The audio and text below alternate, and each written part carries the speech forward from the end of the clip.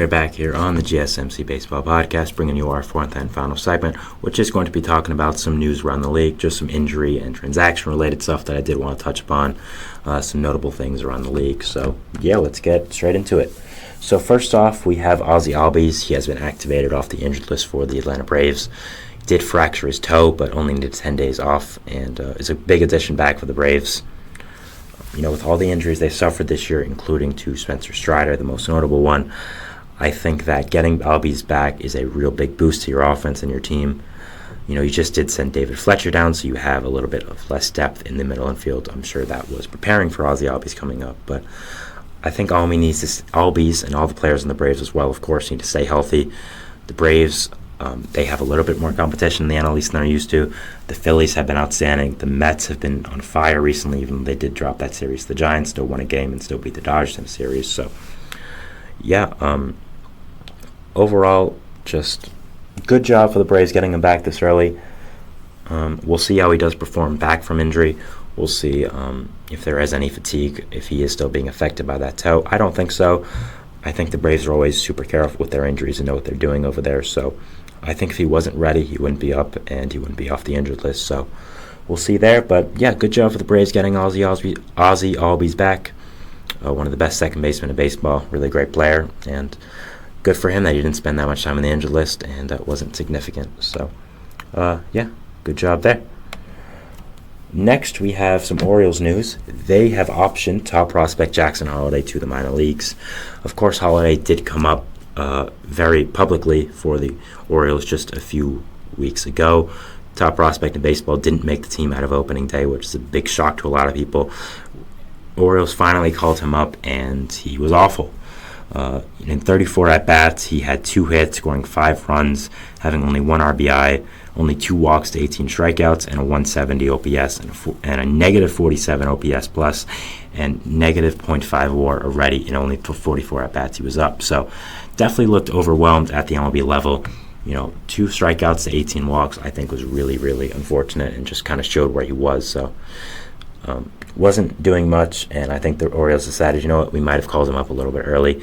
Everyone was screaming at us to do it, but we know the player and we know when he's going to be ready. So we maybe called him up a little too early, even after people thought we called him up a little too late. So they did send him down, and he will be back in AAA. I think it gives him some time to decompress. You know, he might have gotten overwhelmed by the MLB pitchers, not realizing how good they would actually be, by the MLB lifestyle.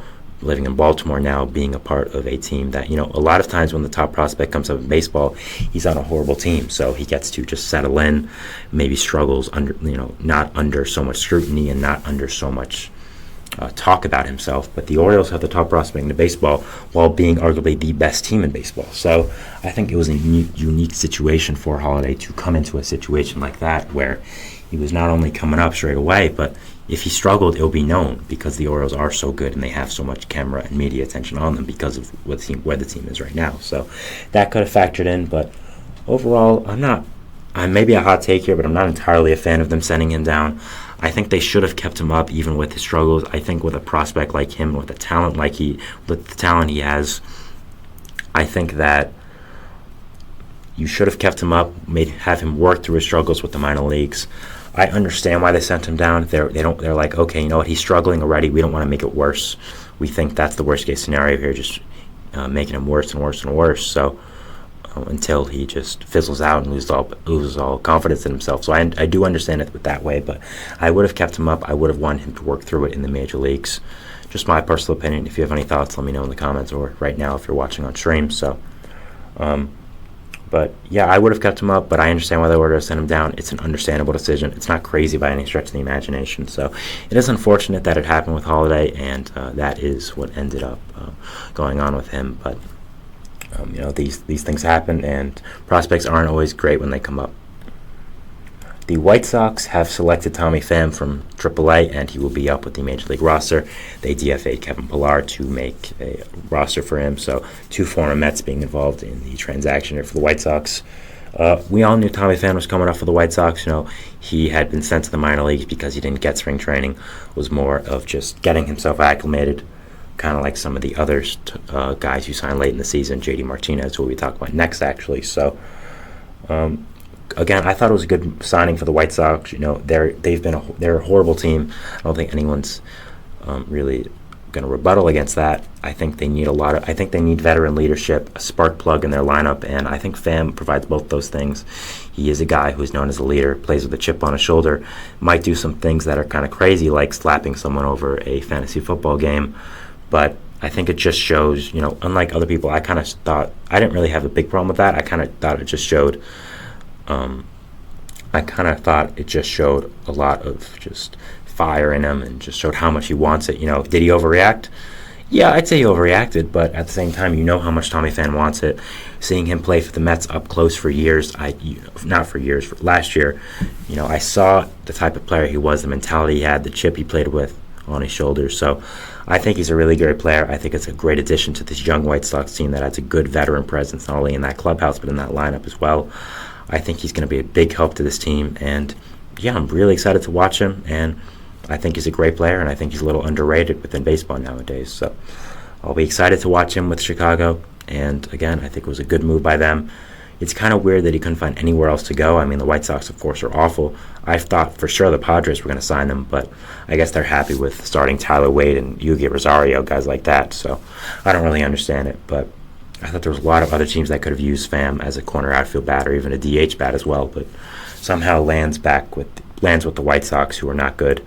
At least for him, he gets to be traded up to a team at the deadline that is going to be good, so he doesn't, so he gets to see who's good at the deadline. He doesn't pick a team and then they're bad, and it's like, oh no, I picked a bad team like he did last year with the Mets. So at least he gets to go to a team that is good by the deadline and significantly into the season, which is good for him. Trying to chase a ring, obviously, so got very close last year, making it to the World Series. But we'll have to see with Pham, and overall, I think it's a good move for the White Sox. I think it was a good veteran move for the clubhouse and the lineup, and I think he's going to be good trade bait for them once it does come that time. So yeah, we'll be seeing with him, and we'll see what happens there. J.D. Martinez has finally been called up by the Mets. Again, was in the same boat as Tommy Pham. Signed very late into the season after spring training as well. Signed with the Mets, who he's going to be the starting DH now. Started in Syracuse, had some setbacks there with some injury stuff, but has finally been called up by them and is expected to be a big addition to their lineup. Apparently he's going to be batting third for Carlos Mendoza's Mets. It will be Brandon Nimmo, Starling Marte, Francisco Lindor, Pete Alonso, and then J.D. Martinez. A really great top five. I don't think Alonso's had that kind of protection in a long, long time, so I think Martinez is going to be a great addition in that way as well. So, yeah, I'm definitely excited to watch him. He is playing tonight. The Mets are also debuting their City Connect jerseys tonight. First time playing with them in the game, so I'll be watching that, and we'll be seeing if anything notable happens there. But yeah, excited to watch Martinez with the Mets. I think it was a great addition by them. It is kind of interesting because they're starting DH DJ Stewart, DJ Stewart, who they essentially signed Martinez to replace, has been doing really, really well. So it's going to be interesting to see if they do still end up getting DJ Stewart at bats because he has been doing so well. But Mendoza said, he expects him to get a lot of at bats in the outfield and first base, just kind of moving around a little bit now that Martinez is starting at DH. The thing with Martinez is he cannot play the field. He has not played the field in a long time. He is not good at it. So with Stewart, you at least have some versatility that he can move around. So we'll be seeing with that. The Mets have had a lot of good players play really well this year. DJ Stewart, Tyrone Taylor, Harrison Bader, that we were kind of expecting not to play as well. So great job for them, and I think having Martinez up now creates a good problem with who's going to get playing time. So we'll be watching that and seeing where that does go from here. Finally, we have Jesus Luzardo. He was scratched from his start today. He underwent testing on his elbow, and while I was on stream, actually, the news broke about what happened. So what happened is now he is going to be going on the IL, but he does not think it's so. He does not think it's serious and a significant situation. He said, him being placed on the injured list feels more precautionary, and that he'll only have to miss 1 to 2 starts. But he's also awaiting test results, so it could just be player optimism. But it doesn't seem to be too significant of a thing. He said it does feel worse than it felt worse 2 years ago when it was his flexor and forearm. So it's good that it doesn't feel as bad as that. So I think overall it's more of a precautionary move to the injured list, like he said, with all the injuries the Marlins have, I think they have to take injuries like this very seriously and be as precautious as they can. You saw what happened with Yuri Perez getting Tommy John, so you don't want that to happen to another one of your great starters in Luzardo, who's young. So Again, feels more precautionary, but you never want to play around with the elbow for a pitcher. He felt it while playing catch yesterday, which is not good, not what you want to see. So it's not really exactly what you want, but at the same time, it doesn't look to be that bad and just looks to be more precautionary thing. So we'll be watching that story, and we'll be seeing if anything does happen with the Luzardo and updates with him. So yeah. All right. In this fourth segment, we did talk about just some news around the league, just some transaction and injury-related stuff. Ozzie Albies coming back for the Braves, big boost for them. Jackson Holiday being optioned. Unfortunate way to start his MLB career, but I've no doubt that he'll be back up and playing well in no time. White Sox selecting Tommy Pham and J.D. Martinez being selected by the Mets. Both late signings that I think are going to be big impacts for the team. And Jesus Luzardo going on the 15-day IL. Unfortunate sign for the Marlins, who have already dealt with so many pitching injuries, but it doesn't seem to be too big of a deal, and he should be okay soon. So yeah, that is it for the show today, guys. I want to thank you so much for watching. Remember to hit the subscribe bell, hit the notification bell to not only get notified when I upload, but when all the other great young content creators on this channel upload. We also invite you to follow us on Facebook, Twitter, TikTok, and Instagram for more content and updates. Thank you once again for watching. It's a beautiful day outside. Enjoy it. Have a great weekend, and we'll see you on Monday. And we'll see if baseball throws at us over the weekend. Thanks, guys, and bye.